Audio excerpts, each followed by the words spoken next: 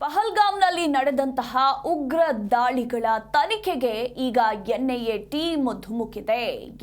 FIR ದಾಖಲಿಸಿದ NIA ಅಧಿಕಾರಿಗಳು ದಾಳಿಯಲ್ಲಿ ಮೃತಪಟ್ಟ ಕುಟುಂಬದವರ ಹೇಳಿಕೆಯನ್ನ ದಾಖಲಿಸುವುದಕ್ಕೂ ಕೂಡ ಇತ್ತ ಎನ್ಐಎ ಟೀಮ್ ಮುಂದಾಗಿದೆ. ಶಂಕಿತರು ಹಾಗೆ ಸ್ಥಳೀಯರ ವಿಚಾರಣೆಯನ್ನ ನಡೆಸ್ತಾ ಇರುವ ಎನ್ಐಎ ಅಧಿಕಾರಿಗಳು 14 ಜನರ ಉಗ್ರರ ಪಟ್ಟಿಯನ್ನ ಈಗಾಗಲೇ ಎನ್ಐಎ ತಂಡ ತಯಾರಿಸಿದೆ ಅನ್ನೋದರ ಕುರಿತು ಕೂಡ ಮಾಹಿತಿ ಇರುವಂಥದ್ದು.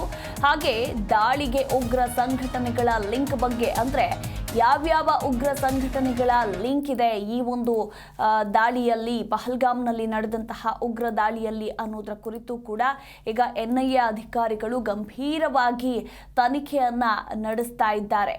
ಪಹಲ್ಗಾಮ್ನಲ್ಲಿ ನಡೆದಂತಹ ಉಗ್ರರ ದಾಳಿ ವಿಚಾರಕ್ಕೆ ಸಂಬಂಧಪಟ್ಟಂತೆ ಈಗ ಎನ್ಐಎ ಅಧಿಕಾರಿಗಳು ತನಿಖೆಯನ್ನ ನಡೆಸ್ತಾ ಇದ್ದು, ಈಗಾಗಲೇ ದಾಳಿಯಲ್ಲಿ ಮೃತಪಟ್ಟ ಕುಟುಂಬದವರ ಹೇಳಿಕೆಗಳನ್ನ ಕೂಡ ದಾಖಲಿಸಿಕೊಳ್ತಾ ಇದ್ದಾರೆ.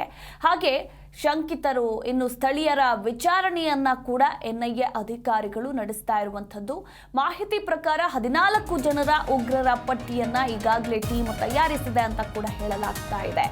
ಇನ್ನು ಎನ್ಐಎ ಅಧಿಕಾರಿಗಳಿಂದ ಇಂದು ರಾಜ್ಯದಲ್ಲಿ ತನಿಖೆ ನಡೆಯಲಿದೆ ಅನ್ನೋದರ ಕುರಿತು ಕೂಡ ಮಾಹಿತಿ ಇರುವಂಥದ್ದು.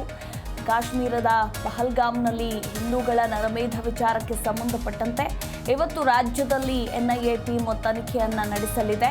ಬೆಂಗಳೂರು ಹಾಗೂ ಶಿವಮೊಗ್ಗದಲ್ಲಿ ಏನು ರಾಜ್ಯದ 2 ಮೃತಪಡ್ತಾರೆ, ಭರತ್ ಮತ್ತು ಮಂಜುನಾಥ್. ಇನ್ನು ಈ ಸಂಬಂಧ ಶಿವಮೊಗ್ಗದಲ್ಲಿ ಹಾಗೆ ಬೆಂಗಳೂರಿನಲ್ಲಿ ಎನ್ಐಎ ಅಧಿಕಾರಿಗಳು ತನಿಖೆಯನ್ನ ನಡೆಸಲಿದ್ದಾರೆ. ಅಂದ್ರೆ ಭರತ್ ಭೂಷಣ್ ಮತ್ತು ಮಂಜುನಾಥ್ ನಿವಾಸಕ್ಕೆ ಭೇಟಿ ಕೊಟ್ಟು ಕುಟುಂಬಸ್ಥರ ಹೇಳಿಕೆಗಳನ್ನು ದಾಖಲಿಸಿಕೊಳ್ಳಲಿದ್ದಾರೆ. ಹಾಗೆ ಆ ಸಂದರ್ಭದಲ್ಲಿ ಭರತ್ ಮತ್ತು ಮಂಜುನಾಥ್ ಪತ್ನಿ ಸ್ಥಳದಲ್ಲೇ ಇದ್ರು. ಅವರ ವಿಚಾರಣೆ ಬಹಳ ಮುಖ್ಯವಾಗುತ್ತೆ. ಸೊ ಅವರ ಹೇಳಿಕೆಗಳನ್ನ ಕೂಡ ಇಲ್ಲಿ ಎನ್ಐಎ ಅಧಿಕಾರಿಗಳು ದಾಖಲಿಸಿಕೊಳ್ಳಲಿದ್ದಾರೆ. ಇತ್ತ ಆಂಧ್ರದ ಮಧುಸೂದನ್ ನಿವಾಸಕ್ಕೂ ಕೂಡ ಭೇಟಿ ಕೊಡಲಿರುವ ಎನ್ಐಎ ಟೀಮ್ ಅನ್ನೋದರ ಕುರಿತು ಮಾಹಿತಿ ಸಿಕ್ಕಿದೆ. ಪತ್ನಿ ಮಕ್ಕಳ ವಿಚಾರಣೆಯನ್ನ ನಡೆಸಲಿರುವ ಎನ್ಐಎ ತಂಡ ಪ್ರವಾಸಕ್ಕೆ ತೆರಳಿದ್ದ ಅಷ್ಟೂ ಮಂದಿಯ ವಿಚಾರಣೆಗೆ ಈಗ ಸಕಲ ರೀತಿಯ ಸಿದ್ಧತೆಗಳು ನಡೀತಾ ಇದ್ದು, ಇತ್ತ ಪ್ರತ್ಯಕ್ಷದರ್ಶಿಗಳ ಹೇಳಿಕೆಯನ್ನ ಎನ್ಐಎ ಅಧಿಕಾರಿಗಳು ದಾಖಲಿಸಿಕೊಳ್ಳಲಿದ್ದಾರೆ.